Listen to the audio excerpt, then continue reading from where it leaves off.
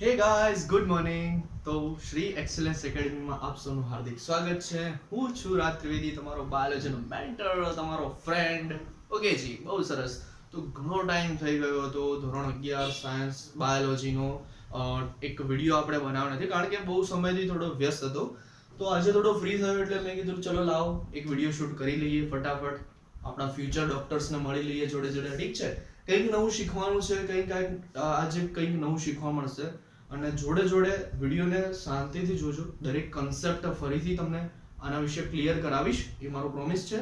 તો સ્ટાર્ટ કરીએ. Seat belt થોડા ટાઇટલી બાંધજો યાર, હે ને? ઓકે, જોઈ શકો છો ટોપિક છે આજનો આપણો લાઇસોઝોમ. શું ટોપિક છે? લાઇસોઝોમ. ઓકે, કારણ કે લાઇસોઝોમ શું છે? એ અંતઃપટલમય તંત્રનો એક ભાગ છે. અને આગળના વિડિયોઝમાં આપણે અંતઃપટલમય તંત્રની રચનાઓ જોઈ ગયા. કઈ રચનાઓ જોઈ ગયા બેટાજી? તો તમે મને કહેશો સર આપણે જોઈ ગયા છીએ અંતઃકોષરસ જાળ, ગોલ્ગી પ્રસાધન. તો થર્ડ નંબરમાં આવશે તમારી લાઇસોઝોમ. તો એને આપણે સ્ટાર્ટ કરીએ. ચલો, પહેલા તો તમારે એ વસ્તુ સમજવાની છે, વસ્તુ તમારે યાદ રાખવાની છે કે લાઇસોઝોમ જે છે એ ગ્રીક શબ્દ છે. કેવો શબ્દ છે? ગ્રીક શબ્દ છે. આ વસ્તુ ધ્યાનમાં રાખજો. લાઇસોઝોમ જે છે એ કેવો શબ્દ છે? ગ્રીક શબ્દ છે. કેવો શબ્દ છે બેટાજી? ગ્રીક શબ્દ છે. હવે આ લાઇસોઝોમ જે છે, આ જે લાઇસોઝોમ જે છે એની આપણે સંધિ છૂટી પાડીએ. શું પાડીએ? સંધિ છૂટી પાડીએ. હા, અને આપણે ઇંગ્લિશમાં લખીએ. જુઓ તો જરા કઈ રીતે લખીએ છીએ. આ લાઇસો પ્લસ લાઇસોઝોમ. ઓકે, હવે આ લાઇસો જે છે એનો મીનિંગ થાય છે ડાયજેસ્ટિવ. અને લાઇસોનો મીનિંગ શું થાય છે? ડાયજેસ્ટિવ. અને સોમાનો મીનિંગ થાય છે બોડી.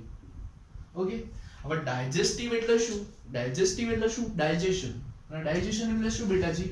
ડાયજેશન ને કહેવાય પાચન. અને બોડી એટલે એક પ્રકારનું અંગ, હે ને? તો લાઇસોસોમ શું છે? તમારું બેસિકલી પાચન અંગ.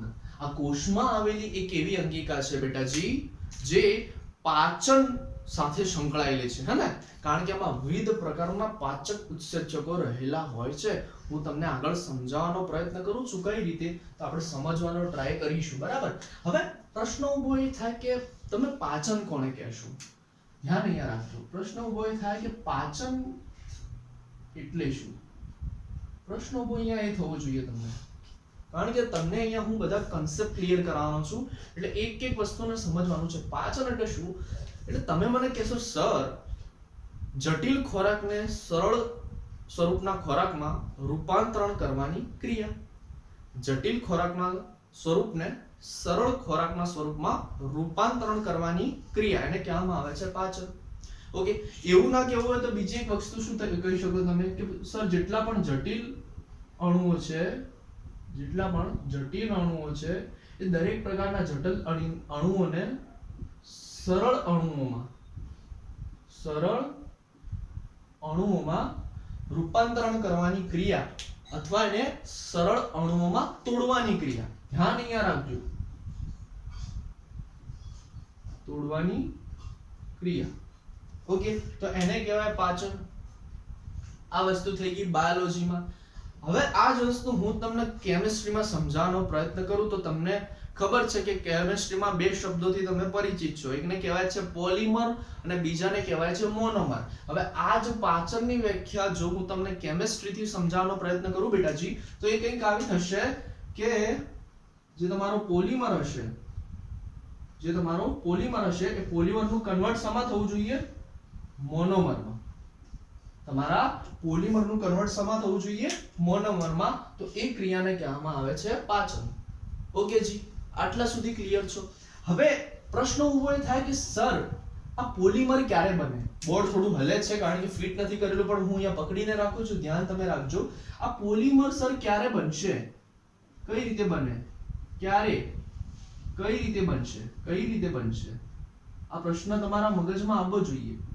અને એક એક પ્રશ્ન હું અહીંયા ક્લિયર કરાવું છું, એક કન્સેપ્ટ ક્લિયર કરાવું છું બેટાજી. ધ્યાન અહીંયા રાખજો. પોલિમર કઈ રીતે બનશે? તો તમને ખબર છે શબ્દ જ છે એનો પોલી. પોલી એટલે ઘણા બધા, મર એટલે એકમો, ઘણા બધા એકમો. હવે સમજો, એક્ઝામ્પલ તરીકે સમજો કે તમારે સ્ટાર્ચ બનાવવો છે, તમારે શું બનાવવું છે? સ્ટાર્ચ બનાવવો છે. હવે સ્ટાર્ચ એ શું છે? સ્ટાર્ચ એ છે પોલિમર. સ્ટાર્ચ શું છે બેટાજી? તો સ્ટાર્ચ છે એક પોલિમર. હવે સ્ટાર્ચ શેનું બનેલું હોય? તો જ્યારે ગ્લુકોઝના ઘણા બધા એકમો જોડાય એટલે ગ્લુકોઝ શું છે બેટાજી? તમારું થયું મોનોમર. ગ્લુકોઝ થઈ ગયું તમારું મોનોમર. તો જ્યારે ગ્લુકોઝના બાયોકેમિસ્ટ્રી થી સમજીએ, હા ધ્યાન અહીંયા રાખજો, જ્યારે આ ગ્લુકોઝના ઘણા અસંખ્ય એકમો, હે ને, જ્યારે આ ગ્લુકોઝના ઘણા બધા એકમો, 1 ગ્લુકોઝ, 2 ગ્લુકોઝ, 10 ગ્લુકોઝ, 20 ગ્લુકોઝ, 30, 40, 50 એવા ઘણા અસંખ્ય ઘણા બધા એકમો જ્યારે જોડાશે ત્યારે શું બનાવશે? સ્ટાર્ચ બનાવશે. શું બનાવશે? સ્ટાર્ચ બનાવશે. એટલે જ્યારે ઘણા બધા મોનોમર એકમો ભેગા થાય ત્યારે તમારા પોલિમરનું નિર્માણ થાય. હવે આ વસ્તુ હું તમને અહીંયા સમજાવવાનો પ્રયત્ન કરું, તમે સમજો કે આ તમારો મોનોમરનો એક એકમ, એવી રીતે બીજો મોનોમર જોડાણું, એવી રીતે ત્રીજો મોનોમર જોડાણું, એવી રીતે ચોથો મોનોમર જોડાણું, એમ આમ ઘણા બધા મોનોમરના એકમો જોડાતા રહેશે તો લાસ્ટમાં તમને શું અહીંયા જોવા મળશે? પોલિમર જોવા મળશે. શું જોવા મળશે બેટાજી? પોલિમર બનશે. ઓકે, પ્રશ્ન આપણો આ હતો ને, પોલિમર કઈ રીતે બને છે? તો ઘણા બધા મોનોમરના એકમો જોડે તમારો પોલિમર બનાવે છે. એક્ઝામ્પલ તરીકે તમારા જોડે ઘણા બધા ગ્લુકોઝના મોનોમર્સ છે તો એ બધા જોડાઈ જશે તો આગળ જતા પોલિમર કયો બનાવશે? સ્ટાર્ચ બનાવશે. હવે સમજવાનો પ્રયત્ન કરીએ, જ્યારે પણ મોનોમર્સ એકબીજા સાથે જોડાતા હોય ને ત્યારે અહીંયાથી પાણીનો અણુ દૂર થતો હોય. શું દૂર થતો હોય બેટાજી? પાણીનો અણુ શું થતો હોય? દૂર થતો હોય. H2O યાદ રાખજો. આ પાણીનો અણુ હંમેશા દૂર થતો હોય કે જ્યારે મોનોમર એકમો એકબીજા સાથે જોડાતા હોય અને આગળ જતા પોલિમર એકમની રચના થવાની હોય અથવા તો પોલિમર અણુનું નિર્માણ થવાનું હોય ત્યારે એમાંથી પાણીનો અણુ શું થાય છે બેટાજી? દૂર થાય છે. હવે સમજો, અમારી વાતને અહીંયા ધ્યાનથી સમજો. હવે તમારે પોલિમરમાંથી મોનોમરમાં રૂપાંતરણ કરવું હોય તો તમારે શેની જરૂર પડે? એક્ઝામ્પલ તરીકે સમજો કે તમારા પાસે એક પોલિમર છે. તમારા પાસે શું છે? પોલિમર છે. પોલિમરનું નામ તમને કહી દઉં હું અહીંયા છે સ્ટાર્ચ. પોલિમર તરીકે તમારા જોડે છે સ્ટાર્ચ. ઓકે, હવે આ પોલિમરને તમારે મોનોમરમાં કન્વર્ટ કરવું છે. આ પોલિમરને તમારે મોનોમરમાં શું કરવું છે? કન્વર્ટ કરવું છે. તો મોનોમર સ્ટાર્ચનો શું થશે? ગ્લુકોઝ થશે. તો તમે કઈ રીતે કરશો? તો પહેલા તો આ જે સ્ટાર્ચ રહ્યું એને તમારું પાચન ઉત્સેચક વડે એનું પાચન કરવું પડે. એનો મીનિંગ તમારે અહીંયા એક વસ્તુ જોઈશે, પાચક ઉત્સેચકો જોઈશે. શું જોઈશે? પાચક ઉત્સેચકો, હે ને, પાચક ઉત્સેચકો જોઈશે. એવા પાચક ઉત્સેચક જોઈશે કે જે આ સ્ટાર્ચ નામના પોલિમરનું પાચન કરી શકે. શામાં? ગ્લુકોઝ નામના મોનોમરમાં. ઓકે જી, ક્લિયર છો? જોડે સમજો, અહીંયા જ્યારે તમે મોનોમરના એકમોને જોડતા હતા ત્યારે શું થતું હતું કે પાણીનો અણુ અહીંયા દૂર થતો હતો. ઓકે, પાણીનો અણુ અહીંયા દૂર થતો હતો. જ્યારે અહીંયા શું થશે? જ્યારે તમે પોલિમરમાંથી મોનોમર બનાવો છો એટલે પોલિમરને તમારે તોડવો છે. અને એમાંથી ઘણા બધા મોનોમર બનાવવા છે. સ્ટાર્ચને તમારે તોડવો છે, એમાંથી ઘણા ગ્લુકોઝ બનાવવા છે. તો ત્યાં તમે પાણી દૂર કરતા હતા, જ્યારે અહીંયા તમારે પાણી શું કરવું પડે? એડ કરવું પડે. પાણીનો શું કરવું પડે? ઉમેરો કરવો પડે. ક્લિયર થયું? એટલે પોલિમર એટલે આ થઈ ગયો તમારો ખોરાકનું જટિલ સ્વરૂપ. ઓકે જી, આ થઈ ગયું તમારું ખોરાકનું જટિલ સ્વરૂપ અને આ થઈ ગયું તમારા ખોરાકનું સરળ સ્વરૂપ. શું થઈ ગયું બેટાજી? ખોરાકનું સરળ સ્વરૂપ. એટલે એક વસ્તુ યાદ રાખજો કે થાય છે શું કે જે તમારી લાઇસોસોમ હોય છે એ પાચક ઉત્સેચકો ધરાવે છે. શું ધરાવે છે બેટાજી? પાચક ઉત્સેચકો ધરાવે છે. અને એ પાચક ઉત્સેચકો કયા પ્રકારના હોય છે? એ પાચક ઉત્સેચકો હોય છે હાઇડ્રોલાઇટિક પ્રકારના. કેવા? હાઇડ્રોલાઇટિક પ્રકારના પાચક ઉત્સેચકો ધરાવે છે. ક્લિયર? ખબર પડી? હાઇડ્રોલાઇટિક કેમ કીધું? કારણ કે પાણી એ ઉત્સેચક સાથે અંદર આવી રહ્યું છે ને પાચનમાં. જુઓ તો આ તમારો જે સ્ટાર્ચ હતો એનું જો તમારે પાચન કરવું હોય તો પાચક ઉત્સેચક તો જોઈશે જ. વધારામાં તમારે શું એડ કરવું પડશે? પાણી એડ કરવું પડશે. એટલે પાણી પણ અહીંયા આવેલું છે એટલા માટે એને કહેવામાં આવે છે હાઇડ્રોલાઇટિક પ્રકારના ઉત્સેચકો. હે ને, હું આના વિશે આગળ સમજાવીશ, પણ તમને આટલું પહેલા કોન્સેપ્ટ તમારા મગજમાં ક્લિયર થવો જોઈએ. આના વિશે આગળ થોડું ડિટેલમાં સમજાવીશ, પણ આટલું તમને અત્યારે આવડવું જોઈએ. ક્લિયર છો તમે? એકવાર ફરીથી ફટાફટ રિપીટ કરાવી દઉં છું. જે લાઇસોઝોમ છે એ તમારો ગ્રીક શબ્દ છે. એને જો આપણે બ્રેકડાઉન કરીએ, એની સંધિ છૂટી પાડીએ તો મને મળશે લાઇસો અને સોમ. લાઇસોનો મીનિંગ થાય ડાયજેસ્ટિવ અને સોમાનો મીનિંગ થાય બોડી.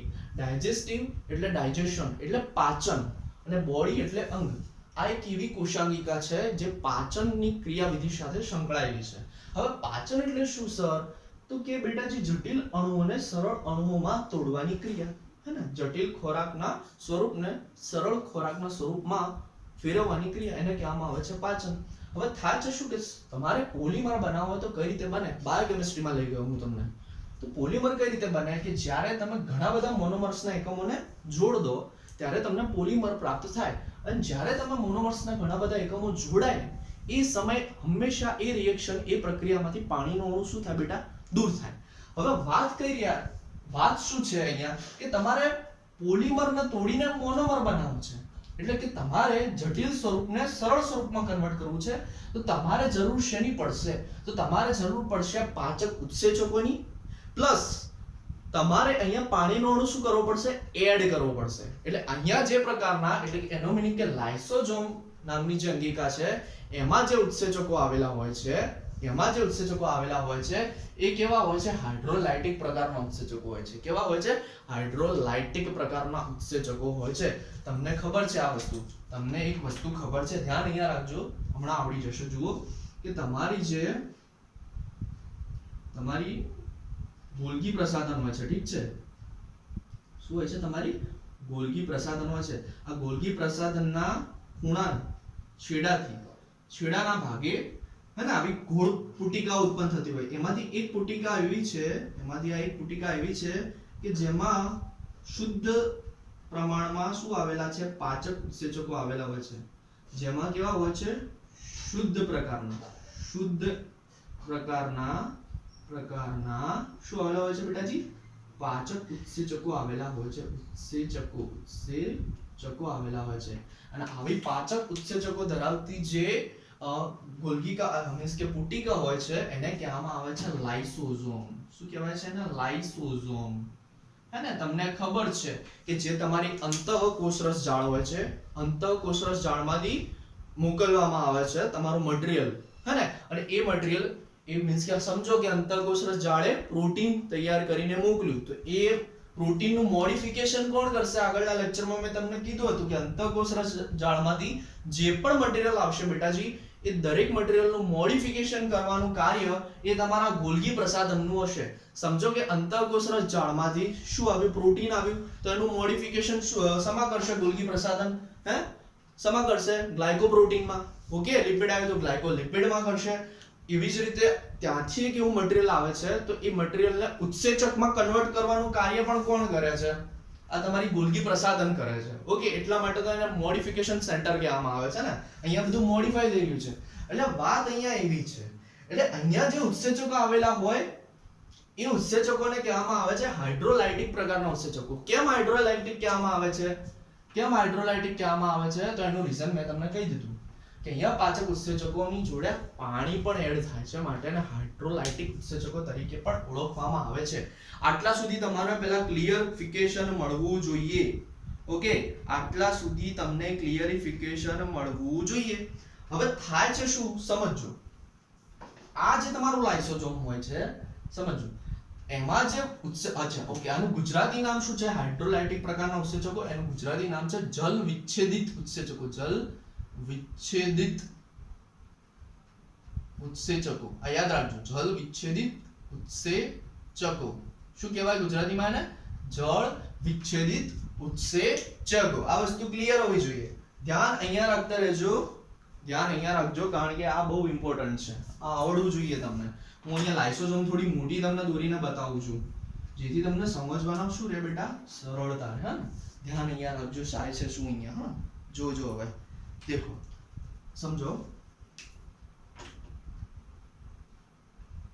શું છે? તમારી લાઇસોઝોમ છે. ઓકે, આ તમારી શું છે? લાઇસોઝોમ. ને આમાં શું આવેલા છે? તમારા પાચક ઉત્સેચકો આવેલા હોય છે, હે ને? કારણ કે આ ક્યાંથી આવે છે? ગોલ્ગી પ્રસાધનમાંથી મોડિફિકેશન પામીને આવે છે. હવે એ પાચક ઉત્સેચકોને તમે હાઇડ્રોલાઇટિક ઉત્સેચકો પણ કહી શકો. જોડે જોડે એને હાઇડ્રોલેઝિસ કેવા એસિડ, એક નામ અહીંયા યાદ રાખજો, એસિડ હાઇડ્રોલેસિસ, એસિડ હાઇડ્રોલેસિસ, આ નામ યાદ રાખજો, એસિડ હાઇડ્રોલેસિસ, એસિડ હાઇડ્રોલેસિસ, લેસિસ ની જગ્યાએ લેજિસ, સોરી, એસિડ હાઇડ્રોલેસિસ, એસિડ હાઇડ્રોલેસિસ ઉત્સેચકો તરીકે પણ એને ઓળખવામાં આવે છે. જુઓ, ફરીથી નામ રિપીટેશન કરાવતો રહું છું, ધ્યાન ખાલી અહીંયા રાખતા રહેજો. લાઇસોસોમ જે હોય છે એમાં જે ઉત્સેચકો હોય છે એને તમે પાચક ઉત્સેચકો તરીકે પણ ઓળખી શકો, કારણ કે પાચનની ક્રિયા સાથે સંકળાયેલા છે. ગુજરાતીમાં એને જળ વિચ્છેદિત ઉત્સેચકો પણ કહેવામાં આવે છે. એને બીજું નામ છે હાઇડ્રોલાઇટિક પ્રકારના ઉત્સેચકો, કેમ? કારણ કે પાણીનો અણુ અંદર એડ થતો હોય છે. બીજી વસ્તુ, એસિડ હાઇડ્રોલેસિસ ઉત્સેચક તરીકે કેમ એને ઓળખવામાં આવે છે? કારણ કે જે લાઇસોસોમની જે pH હોય છે, લાઇસોસોમની જે pH હોય છે એ હોય છે 5. કેટલી હોય છે? 5. એટલે 5 pH ને કહેવાય. એટલે લાઇસોસોમની અંદર જે માધ્યમ રહેલું હશે એ હશે એસિડિક માધ્યમ. કેવું માધ્યમ હશે બેટાજી? એસિડિક માધ્યમ હશે, હે ને? કારણ કે એની pH 5 છે. તમને ખબર છે કે 7 ની નીચે આવીએ તો pH કેવી થતી જાય? એસિડિક થતી જાય છે ને. માટે લાઇસોસોમની pH 7 હોય છે. અને જેટલા પણ આ હાઇડ્રોલેસિસ પ્રકારના ઉત્સેચકો હોય છે, જેટલા પણ આ હાઇડ્રોલેસિસ પ્રકારના ઉત્સેચકો હોય છે અથવા પાચક ઉત્સેચકો કીધા તમે, એ દરેક ઉત્સેચકો આ એસિડિક માધ્યમમાં જ એક્ટિવ થાય છે. જ્યાં સુધી એમને એસિડિક માધ્યમ પ્રોવાઈડ નહીં કરવામાં આવે ત્યાં સુધી એ એક્ટિવ જ નહીં થાય, એ પોતાની ક્રિયાવિધિ સ્ટાર્ટ જ નહીં કરે. એટલા માટે લાઇસોસોમ જે હોય છે એનું માધ્યમ ની જે pH હોય છે એ એસિડિક હોય છે. કેટલી? 5. કેમ હોય છે એ હું તમને છેલ્લે હમણાં કહું છું કેમ હોય છે, પણ અત્યાર સુધી આ વસ્તુ તમારે યાદ રાખવાની છે. આટલી વસ્તુ તમને આવડી જવી જોઈએ. ક્લિયર છો આટલા સુધી? ઓકે, ચલો હવે થોડું આગળ શીખવાનો પ્રયત્ન કરીએ. જુઓ, હવે જે તમારું લાઇસોસોમ જે હોય છે એમાં કેટલાક વિભિન્ન પ્રકારના શું આવેલા હોય છે? પાચક ઉત્સેચકો. મેં તમને કીધું એસિડ હાઇડ્રોલેસિસ ઉત્સેચકો આવેલા હોય, હાઇડ્રોલાઇટિક, હે ને? ઘણા બધા નામ છે. તો એ ઉત્સેચકો કયા કયા છે એ તમારે થોડા યાદ રાખવા જરૂરી છે. તો એમાં તમને એક તો તમારો આવી જશે ન્યુક્લિયેઝ, પ્રોટીએઝ, હે ને? એક્ઝામ્પલ હું તમને કહી દઉં કયા કયા પ્રકારના ઉત્સેચકો આવેલા હોય. તો એક આવેલું હોય તમારું ન્યુક્લિયેઝ, હે ને? બીજું આવેલું હશે તમારું પ્રોટીએઝ. જે ન્યુક્લિયસ હોય છે ન્યુક્લિક એસિડ ના પાચન સાથે સંકળાયેલું હોય છે. પ્રોટીન હોય છે એ પ્રોટીન ના પાચન સાથે સંકળાયેલું હોય છે. એવી રીતે લાઇપેઝ હોય છે, ગ્લાયકોસિડેઝ હોય છે, હે ને? શું હોય છે? લાઇપેઝ હોય છે, લાઇપેઝ આવેલું હોય છે, ગ્લાયકોસિડેઝ આવેલું હોય છે, ગ્લાયકોસિડેઝ એસ પ્રત્યે લાગશે, હે ને? ન્યુક્લિયેઝ, ન્યુક્લિક એસિડ જે તમારા હોય છે ને એના પાચનમાં મદદરૂપ થશે. પ્રોટીએઝ પ્રોટીનનું પાચન કરશે. લાઇપેઝ ચરબી, હે ને? તમારું ગ્લાયકોસિડેઝ ગ્લાયકોસિડિક બંધ જે આવેલો હોય છે, હે ને? એનું. એટલે આવા ઘણા બધા ઉત્સેચકો તમને જોવા મળી જશે. ઇટ મીન્સ એનો અર્થ શું થયો કે જે તમારું લાઇસોસોમ હોય છે એ પ્રોટીનનું પાચન કરશે, કાર્બોહાઈડ્રેટનું પાચન કરશે, ચરબીનું પાચન કરશે, ન્યુક્લિક એસિડનું પાચન કરશે. એટલે એના જોડે આ દરેક પ્રકારના તમારું પ્રોટીન હોય, તમારી ચરબી હોય, તમારું કાર્બોહાઈડ્રેટ હોય કે પછી તમારું ન્યુક્લિક એસિડ હોય, એ દરેકના પાચન માટેના ઉત્સેચકો એ લાઇસોસોમ ધરાવે છે. લાઇસોસોમ એ તમારા પ્રોટીનના પાચન માટેના ઉત્સેચકો પણ ધરાવે છે, લિપિડના પાચન માટેના ઉત્સેચકો પણ ધરાવે છે, કાર્બોહાઈડ્રેટના પાચન માટેના ઉત્સેચકો પણ ધરાવે છે, ન્યુક્લિક એસિડના પાચન માટેના ઉત્સેચકો ધરાવે છે. જોડે જોડે જે બંધ બનતા હોય છે, ગ્લાયકોસિડિક બંધ, ફોસ્ફેટ બંધ, સલ્ફર બંધ, એ બધાના તોડવા માટે મીન્સ કે જે ઉત્સેચકોની જરૂરિયાત હોય છે તો એ પ્રકારના ઉત્સેચકો પણ ધરાવતું હોય છે. જેમ કે તમારો સલ્ફર સાથેનો બંધ બનતો હોય તો સલ્ફેટેઝ ઉત્સેચક એમાં વપરાશે. ફોસ્ફેટ બંધ બનાવતો તો ફોસ્ફેટેઝ ઉત્સેચક, હે ને? તો આ બધા પ્રકારના દરેક પ્રકારના ઉત્સેચકો આ લાઇસોસોમ ધરાવે છે. ક્લિયર થાય છે? ખબર પડે છે? એટલે સમજી લો કે જો એક કોષ હોય અને એ કોષમાં આ લાઇસોસોમ કોઈ કારણસર તૂટી જાય તો એમાં એટલા બધા ઉત્સેચક હોય છે કે એ લાઇસોસોમમાં રહેલા ઉત્સેચક એ આખા કોષને શું કરી શકે છે? નાશ કરી શકે છે. હે ને? આખા કોષનો શું કરી શકે છે? નાશ કરી શકે છે. માટે એને આત્મઘાતી કોથળી તરીકે ઓળખવામાં આવે છે ને. લાઇસોસોમનું એક બીજું નામ પણ છે, આત્મઘાતી અંગિકા અથવા એને કહેવાય કોથળી. આત્મઘાતી અંગિકા અથવા કોથળી. આત્મ એટલે જાતે જ, આત્મા એટલે જાતે જ ઘાત કરે છે પોતાની ઉપર. કોઈ કારણસર ફૂટી જાય છે, પરિણામે સમજો કે આ એક આખો કોષ છે અને આટલા ભાગમાં લાઇસોસોમ આવેલી છે, હે ને? આ એક આખો કોષ છે, સમજી લો આ લાઇસોસોમ આવેલી છે. આ લાઇસોસોમ કોઈ કારણસર ફૂટી ગઈ, તૂટી ગઈ, ફાટી ગઈ, તો એનામાં એટલી શક્તિ રહેલી છે કે એ આખા કોષને શું કરી શકશે? નાશ કરી શકશે આખા કોષનો. આ વસ્તુ તમને ક્લિયર હોવી જોઈએ. આટલા સુધી ક્લિયર છો તમે? ઓકે જી, બહુ સરસ. હવે થોડું આગળ જોવાનો પ્રયત્ન કરીએ.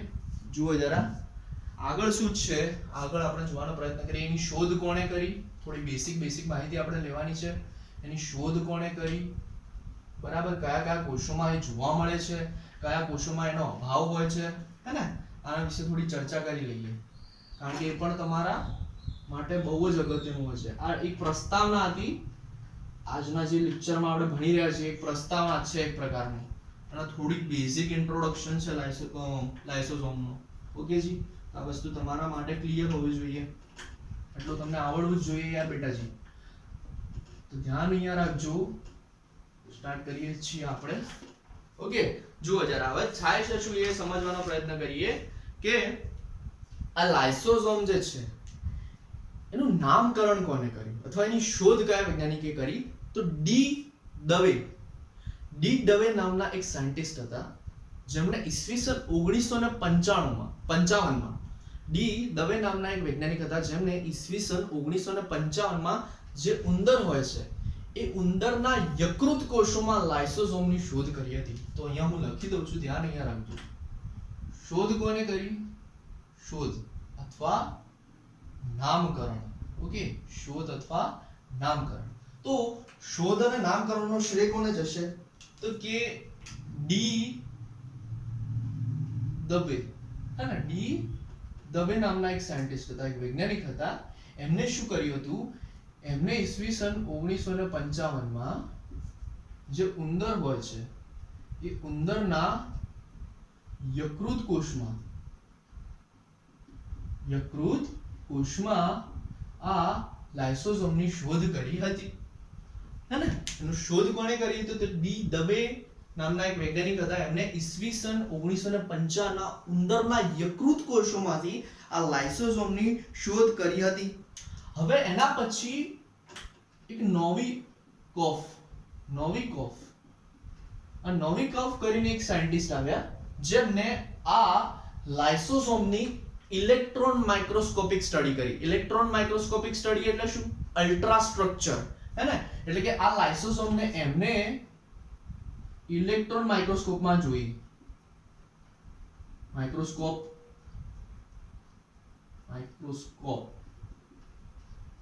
જે તમારી લાઇસોસોમ હતી, સમજો અહીંયા ધ્યાનથી સમજો, કન્ફ્યુઝ નહીં થતા. જે લાઇસોસોમ હશે એને તમે જો ઇલેક્ટ્રોન માઇક્રોસ્કોપમાં દેખો તો એ કેવી દેખાય છે? એનો રચનાનો સૌપ્રથમ અભ્યાસ નોવિકોફ નામના વૈજ્ઞાનિકે કર્યો હતો. ઠીક છે? તો આ બે વસ્તુ તમારે ક્લિયર હોવી જોઈએ કે ડી દવે જે સાયન્ટિસ્ટ હતા ઈસવીસન 1955માં એમને ઉંદરના યકૃત કોષોમાં લાઇસોસોમ અંગિકા જોઈ હતી, નિહાળી હતી. ત્યારબાદ એની ઇલેક્ટ્રોન માઇક્રોસ્કોપિક સ્ટડી કોને કરી? અલ્ટ્રા સ્ટ્રક્ચર ની રચનાની સ્ટડી કોને કરી? તો એમાં આવશે નોવિકોફ નામનો વૈજ્ઞાનિક આવશે. બરાબર. હવે એના કેટલાક નામ છે, સમજો કે લાઇસોસોમ છે એને કેટલાક નામે ઓળખવામાં આવે છે. આત્મઘાતી કોથળી તો તમને ખબર જ છે, મેં કહી દીધું છે આગળ.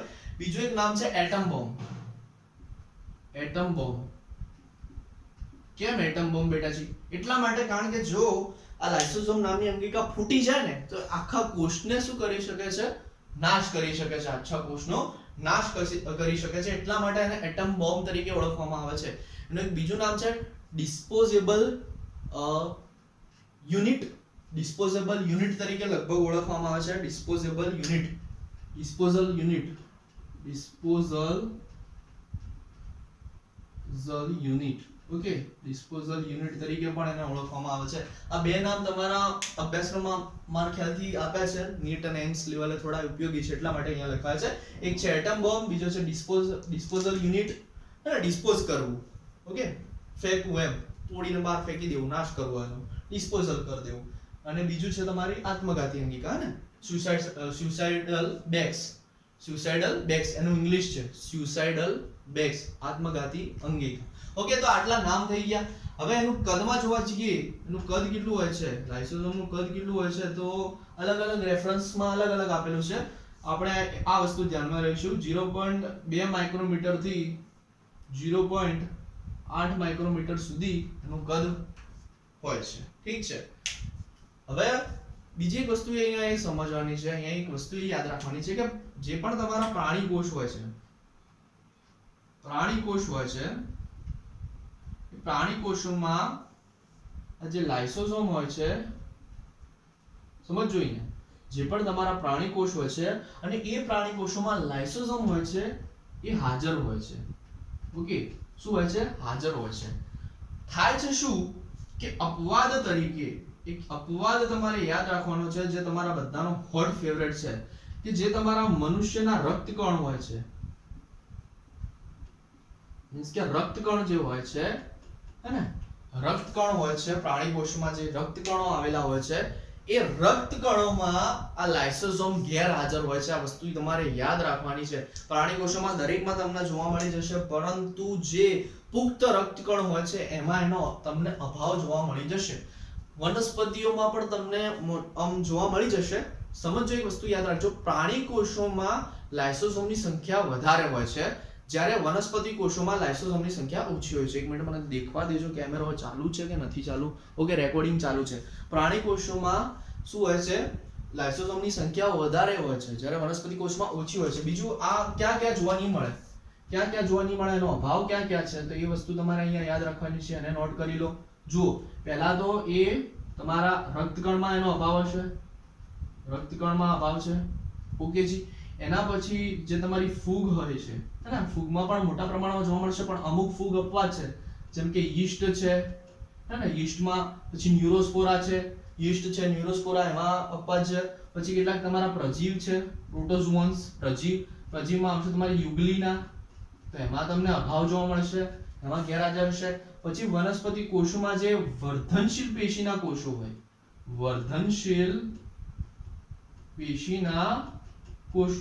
હે ને, વિભાજન પામતા કોષો, વર્ધનશીલ પેશીના કોષો, તો એમાં પણ તમને લાઇસોસોમનો અભાવ જોવા મળી જશે.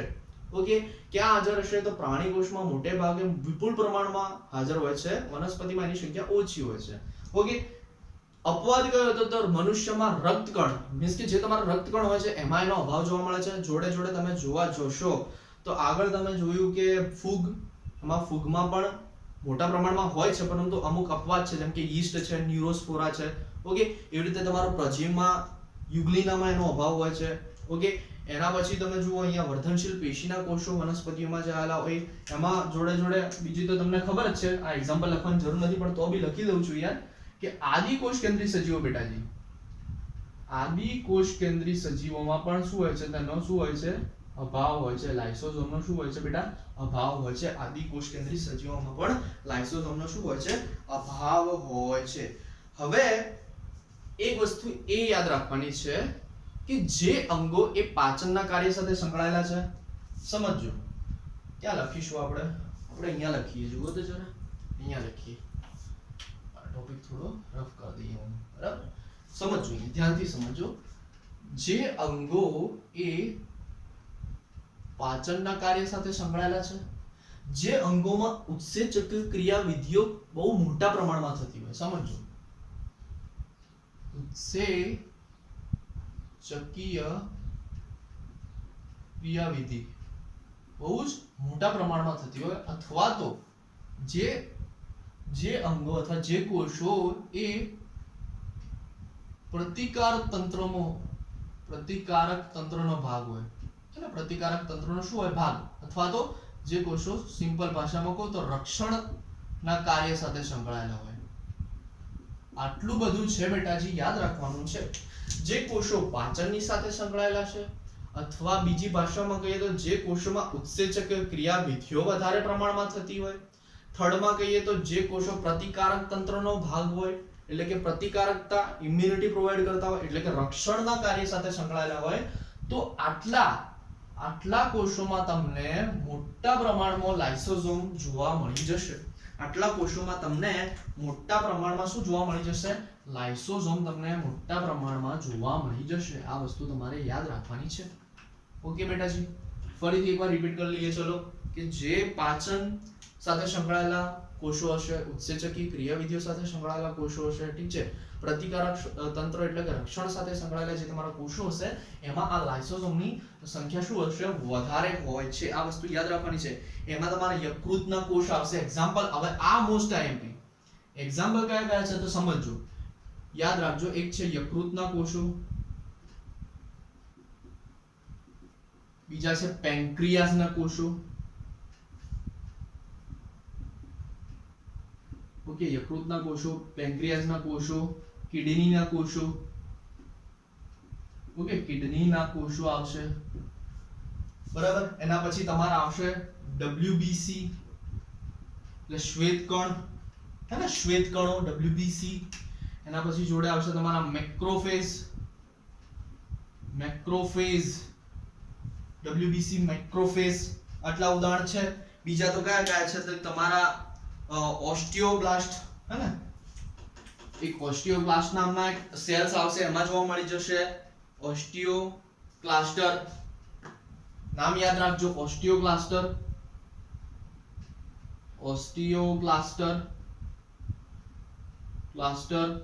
ઓસ્ટિયોક્લાસ્ટર પ્રકારના કોષોમાં પણ જોવા મળશે. કુફરના કોષો,